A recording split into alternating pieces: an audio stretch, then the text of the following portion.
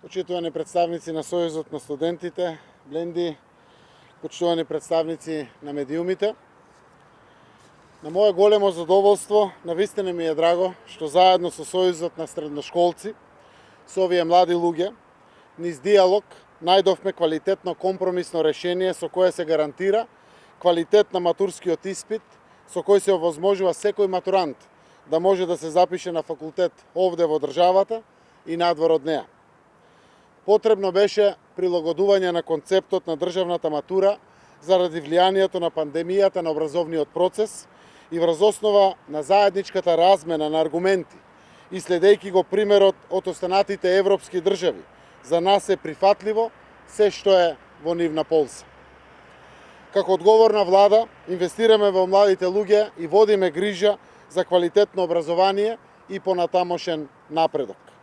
Свесни сме дека ова е време на пандемија и беше потребно да излеземе во пресред и да го најдеме најдоброто можно решение. Ова и минатата година во нејзината завршница се учебни години различни од сите претходни и нужно беше државната матура да претрпи измени и да се најде волја од двете страни за заеднички прифатливо решение. Од моја страна ќе ги презентирам само првите две главни решенија, а Бленди ќе ги презентира сите останати, како и деталите за целата постапка за државната матура. Се договоривме за два екстерни испити, додека за третиот екстерен испит се согласивме да се трансформира во интерен испит. Вака, ниту еден матурант нема да има проблем да се запише на некој од домашните или странските престижни универзитети. Се договоривме и за формирање на работна група помеѓу Бирото за развој на образование во надлежност на Министерството за образование и наука и Сојузот на средношколците, која што ќе се одлучува за кратење на програмите за екстерните испити. Групата ќе биде составена од представници на Бирото и од представници на Сојузот и наставници номинирани од Сојузот на средношколците. Со работната група ќе председава представник од Канцеларијата на председателот на владата и целиот овој процес треба да заврши некаде до средината на март. Како дел од ова решение влезе и заедничката согласност матурата да започне една недела подоцна, односно наместо од 29 мај, како што беше предвидено, да започне од 5 јуни.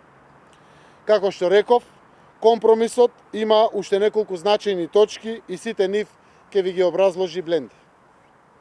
Сакам уште еднаш да потенцирам.